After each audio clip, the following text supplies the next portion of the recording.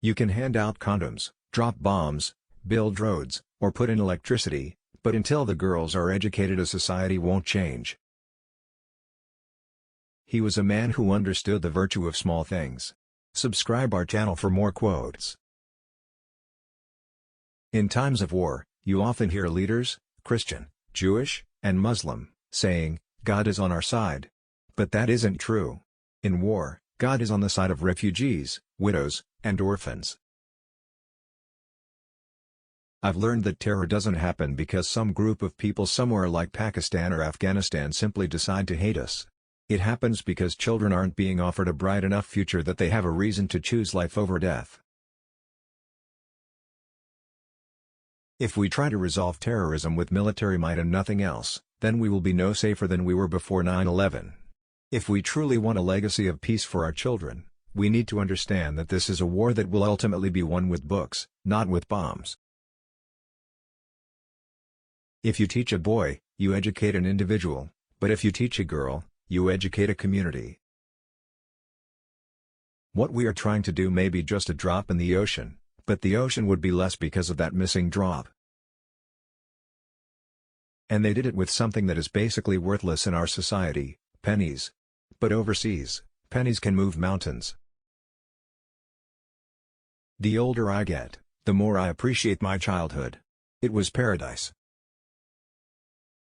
When your kids accomplish something, it means much more than anything you've done. Just as the Torah and Bible teach concern for those in distress, the Quran instructs all Muslims to make caring for widows, orphans, and refugees a priority. If you really want to change a culture to empower women, improve basic hygiene and health care, and fight high rates of infant mortality, the answer is to educate girls. We all sat there laughing and sipping tea peacefully, an infidel and representatives from 3 warring sects of Islam. And I thought, if we can get along this well, we can accomplish anything. The British policy was divide and conquer. But I say unite and conquer. The tune was too ingrained for Mortenson to consider the novelty of this moment. An American, lost in Pakistan, singing a German hymn in Swahili. People who live in the last places, the people who are most neglected and least valued by the larger world, often represent the best of who we are and the finest standards of what we are to become. Terror doesn't happen because some group of people somewhere simply decide to hate others.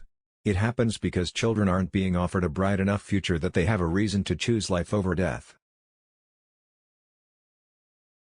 2 decades of virtually uninterrupted fighting had made even the most dignified structures appear drunken, wounded, or lost. The entire city seemed to affirm the notion that warfare is a disease. Hey, be your own heck of a person, and don't copy what other people do or say.